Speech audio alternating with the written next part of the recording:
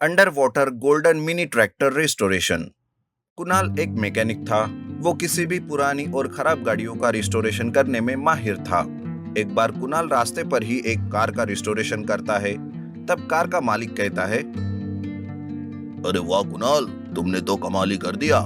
Accident के बाद कोई भी मैकेनिक इस कार को हाथ लगाने के लिए तक तैयार नहीं था, पर आज तुमने मेरी कार का रिस्टोरेशन करके बिल्कुल नए जैसे बना दिया इसे। कार का मालिक कुणाल का धन्यवाद करके उसे कुछ पैसे देता है और वहां से चला जाता है। ये सब बन्नू और मन्नू नाम के दो लिलीपुट देख लेते हैं और वो आपस में बातें करते हैं। अरे वाह, हमें हमारे ट्रैक्टर का रिस्टोरेशन करने वाला मैकेनिक मिल ही गया। बस अब किसी भी तरह उसे अपनी दुनिया में ले जाना होगा।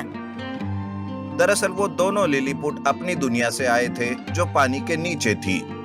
बन्नू और मन्नू दोनों भी कुणाल के पास जाते हैं। वो दोनों उसे आवाज देने लगते हैं, लेकिन कुणाल उन दोनों को देखता ही नहीं। उनकी आवाज कुणाल तक पहुंच ही नहीं पाती। तब कुणाल वहां से अपने घर चले जाता है। तभी बन्नू कहता है, अरे इसने तो हमें देखा तक नहीं, अब हम हमारी बात किस तरह इस तक पहुंचाएंगे? अरे वो आगे चला जाएगा, चलो उसका पीछा करते हैं, जल्दी चलो। इस तरह दोनों भी कुणाल का पीछा करने लगते हैं। दोनों लिलीपुट लोगों के पैरों तले कुचलने से बचते बचते कुणाल के घर तक पहुंच जाते हैं। वो देखते हैं कि कुणाल घर में अकेला रहता था। कुणाल घर में आकर अपने कामों में जुट जाता है। तब बन्नू और मन्नू फिर से कुणाल को आवाज देने लगते हैं। अरे भाई सुनो तो, जरा नीचे देखो, हम यहाँ हैं। तब कुणाल खुद से बातें करता है, अरे कब से देख रहा हूँ कि कोई मुझे आवाज दे रहा है, लेकिन आसपास तो कोई भी नहीं दिखाई दे रहा। आखिर ये क्या चल रहा है? कि तभी वहाँ जमींदार आता है और वो कहता है, अरे कुणाल, पैसों का इंतजाम हुआ कि नहीं? देख, बहुत दिन मैंने राह देख ली, अब बहुत हो गया। कल का आखिरी दिन है, उसके बाद मैं तुम्हारा ये घर अपने कब्जे में ले लूंगा। जमींदार का कर्जा उतारने के लिए कुणाल के पास पैसे नहीं थे। जो कुछ था वो बस एक घर था। कुणाल उदास होकर नीचे बैठ जाता है। तब बन्नू और मन्नू कुणाल के पैरों से चढ़ते हुए उसके कंधे के पास आते हैं। तब कुणाल उन दोनों को देखकर डर जाता है।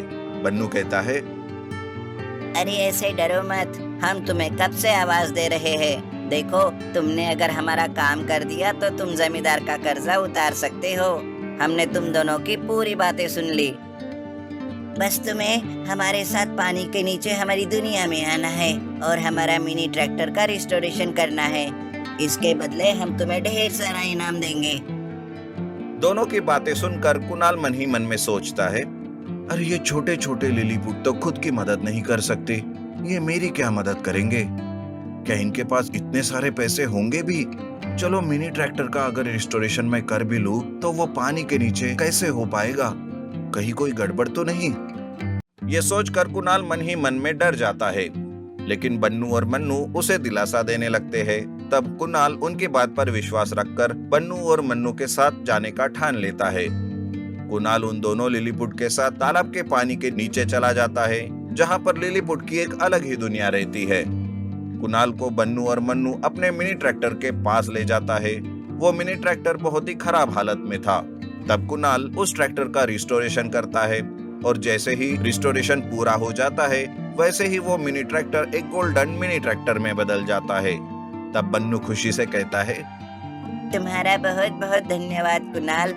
दरअसल ये हमारी इस लिलीपुट दुनिया का जादुई मिनी गोल्डन ट्रैक्टर है। हमारी सारी पैसों की मुसीबत ये ट्रैक्टर ही पूरा करता है। लेकिन हमारे दुश्मन ने हमसे बदला लेने के लिए इस ट्रैक्टर को जला दिया था, पर तुम्हारी वजह से हमें हमारी ताकत वापस मिल गई।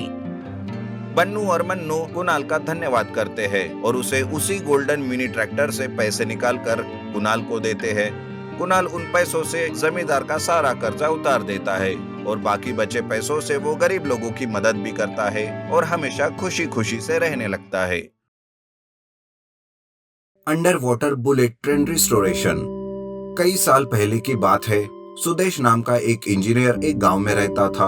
वो ट्रेन के इंजन बनाता था। एक बार उसके मन में बहुत ही फास्ट ट्रेन का इंजन बनाने का विचार आता है, इसलिए वो एक बुलेट ट्रेन का डिजाइन बनाकर बुलेट ट्रेन बनाना शुरू कर देता है। मेरी बुलेट ट्रेन एक बार सक्सेस हो जाए तो देश में कमाल कर देगी। कम समय में फास्ट स्पीड से जाकर कम दाम में ये लोगों को पहुंचाएगी। इस तरह सुदेश अपने ही प्लान में लग जाता है और देखते ही देखते अपनी बुलेट ट्रेन बना लेता है। लेकिन बुलेट ट्रेन की परख करने के लिए जब वो उसे ट्रैक पर चेक करते रहता है तब उस ट्रेन का बहुत बड़ा एक्सीडेंट हो जाता है, जिसमें काफी सारे लोगों की जान चली जाती है और जिसका जिम्मेदार सुदेश को ही माना जाता है, जिस वजह से उसकी नौकरी भी चली जाती है। इस बात से सुदेश पूरी तरह से मानसिक और शारीरिक तौर पर बीमार पड़ जाता है और वो सोचता है, मेरी वजह से आज इतने लोग मर गए। इस बुलेट ट्रेन के बीच मैंने बाकी के ट्रेन पर ध्यान ही नहीं दिया। मैं कोई भी ट्रेन बनाने के लायक ही नहीं हूँ। अब तो मेरा नाम भी खराब हो गया और अब इस बुलेट ट्रेन का इस्तेमाल कौन करेगा? ये मेरे किसी काम की नहीं है। इस तरह सुदेश खुद को लोगों के मरने के लिए जिम्मेदार समझने लगता है। उसका तो बुलेट ट्रेन से भी मन उड़ जाता है, इसलिए रातों रात वो बुलेट ट्रेन को क्रेन से उठाकर नदी में फेंक देता है और घर में वो आकर उदास बैठा रहता है। लेकिन वो खुद को बेकसूर साबित करने की ना कभी कोशिश करता है, ना कभी बुलेट ट्रेन की बात करता है। इस तरह से कई साल बीत जाते हैं। सुदेश का पोता रोशन अब बड़ा हो चुका था, वो भी इंजीनियरिंग पढ़ रहा था। रोशन एक दिन अपनी माँ से पूछता है, माँ, ये दादाजी ऐसे चुप क्यों बैठे रहते हैं? मैंने कितनी बार उनसे बात करने की कोशिश की है, लेकिन वो चुपचाप देखते ही रहते हैं।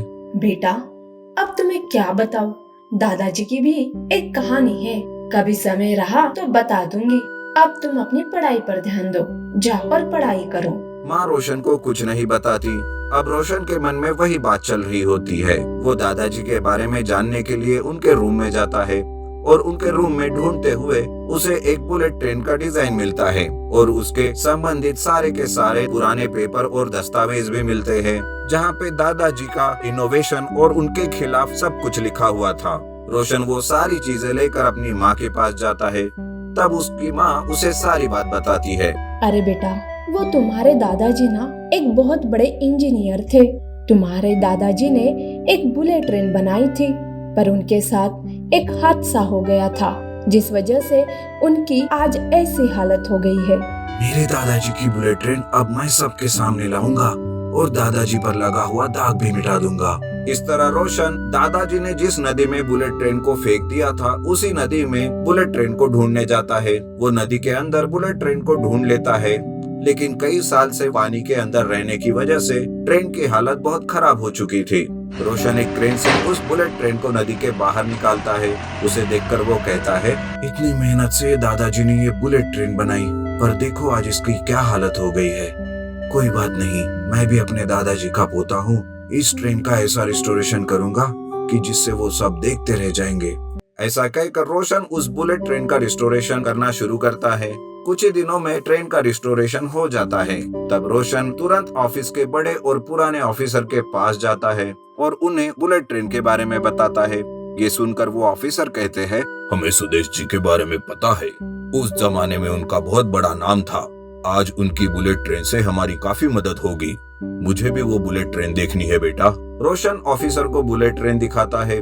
उन्हें भी वो बुलेट ट्रेन बहुत पसंद आती है। वो जल्दी से देश में बुलेट ट्रेन चलाने का प्लान करते हैं। देखते ही देखते दादाजी की बुलेट ट्रेन ट्रैक पर दौड़ने लगती है।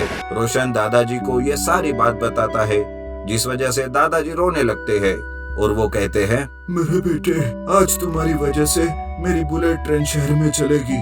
तुम्हारा बहुत बहुत धन्यवाद बेटा। बुलेट ट्रेन का रिस्टोरेशन करने की वजह से सुदेश का सत्कार किया जाता है और सुदेश उन सारी बातों को भी ढूंढ लेता है जिस वजह से दादाजी को बुलेट ट्रेन को नष्ट करना पड़ा था। वो जल्दी से उस आदमी को ढूंढ लेता है जो दादाजी के बुलेट ट्रेन पर चलता था और उनकी तरक्की से भी दरअसल वो दादाजी का ही एक दोस्त रहता है, जो चालाकी करके एक हादसे को अंजाम देता है, जिस वजह से काफी सारे लोग मारे जाते हैं और पूरा का पूरा इल्जाम दादाजी पर आ जाता है। ये बात खोजकर रोशन दादाजी को उनका सम्मान वापस दिला देता है। इस तरह सुदेश का और दादाजी का खूब नाम होता है और दादाजी के ऊपर लगा हुआ दाग भी मिट जाता है।